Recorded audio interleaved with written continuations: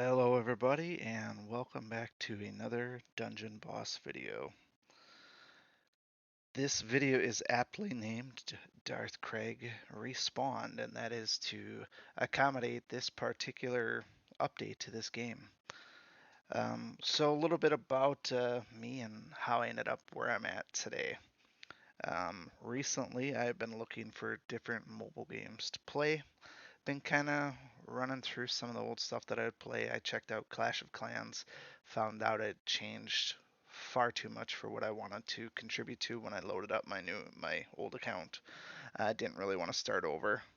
I started looking at Boom Beach, things like that, some other things that I played, and ultimately just didn't like what I saw.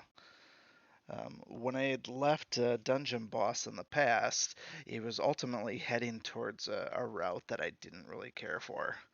And what I had saw was it was very, very heavy towards monetization, and the weekly events were incredibly grindy and seemed like no matter what, they were always geared towards just spend, spend, spend, spend. You had to spend money to be competitive. I did not like the pressure involved with it. Like I said, it just got to the point where everything was about pumping out new heroes and then all of these cash grabs to ultimately ascend them to their maximum. Fast forward to last night, I figured I would give Dungeon Boss another try. I checked back in on it a couple years ago to see if there's anything new in the game, and it was really more of the same stuff that I saw. Last night I tried to log back in, and it was not loading. I was getting server errors. I tried to find it on the Play Store for a different device. The tablet that I'm on now wasn't out there anyways. I see a thing called Dungeon Boss Respawned. Here I am. So I'm looking at this. I didn't know what it was or why it was there. Did just a quick little bit of research and see that it is now basically a re-release of the game. So what I'm noticing is that apparently Netflix bought it out. I'll be honest, I'm not terribly familiar with what all of Netflix is trying to do with mobile gaming in general, and how it's going to pertain to Dungeon Boss. But just looking into a couple of things, there's definitely some things that I like and some things that I'm concerned about. I am going to continue to make some content here because I do like the idea of starting over. There's some things about this game now that give me a little bit of hope that it's going to put everybody on the same playing field, which we've not seen in Dungeon Boss for a very long time. If you are new to the channel, I played Dungeon Boss before it was here, before it was really expanded, and way back in the old days when the level cap was 50 and Igorok was the best hero. I've achieved pretty much everything that you could ask in the game. I have won my own PvP tournaments. I've been highest ranks in numerous events. I've done everything that I could have done. And so I ultimately left on a high note with nothing else to prove. And now, like I said, there's a lot of other things involved here that kind of change this game a little bit. The first thing that I've noticed is that there does not seem to be any stamina. So stamina was a major lock on the game before, where basically if you play too much, they penalize you. Netflix seems to want to put that into a different category and ultimately let people play as much as you want. We're already paying for it via Netflix subscription, so more power to us. Um, that leads me to believe that a lot of this game is going to be very, very grindy. Play as long as you want, but grind however you want. Also, the shop, um, there's no microtransactions, so you can't buy your way to the top, which I find amazing that people are not going to be able to just spend themselves into a position of power, which is fabulous. So everyone's going to work at their own pace, and your success is going to be limited based on how much you play. I do like that quite a bit.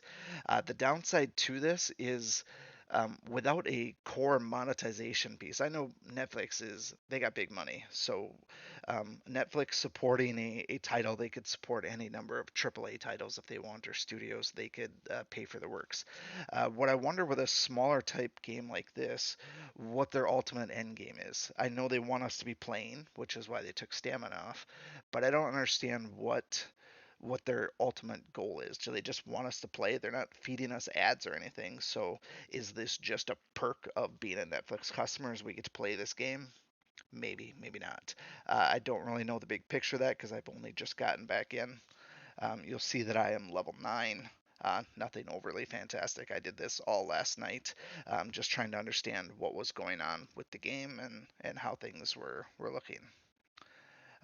What I've decided to focus my efforts on in the short term, and I will get around to doing some PvP builds and getting back into finding out who the best heroes are.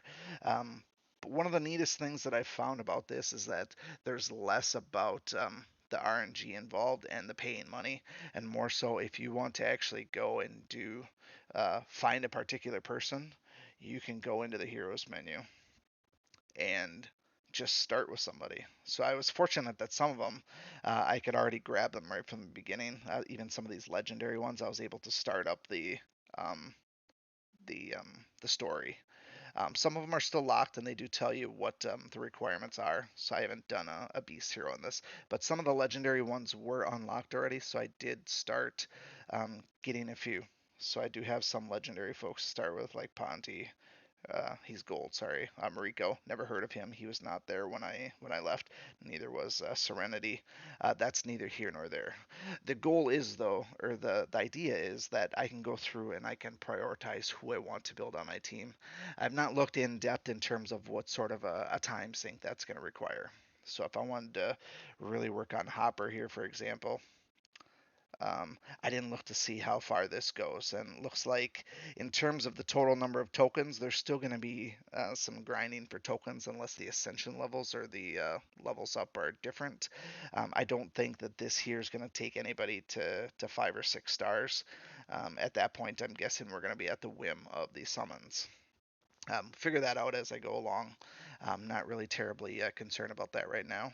I'm not looking to play hyper competitive, although I will look to seek out some of my old Justice League compadres in the coming months. Um, but as of right now, I'm ultimately just looking at building some teams that I can run through some dungeons and ultimately through some PvP. The only ones that I built so far, I did build out my dwarf team, so I have the 4 dwarves on there, so I can roll through some PvE content. Um, I was doing just the basics as far as campaign goes. Only went up to level or chapter 3. Most of this was just auto running through all of it. I didn't actually play it because it seemed too easy at the time, and I was trying to understand changes to the game. Um, so ultimately, what I'm going to do is I'm going to play this for a few more days, grind out some levels. I'll open up the tower, get to one of those things, and start working on that. I wanted to have a roster before I actually tried to do this because I know that was going to be tough. PvP, I'll be honest. I have not done good in PvP so far. I have not won one yet, but that's because I didn't. I don't have any ascended heroes, and most of my levels I haven't poured much resource into them at all. So when the time comes, I'll get my team in here. I'll start rolling through that a little bit. But ultimately, we're going to be looking at just some basic how-tos and how to kind of get back into this game where everyone's on the same level.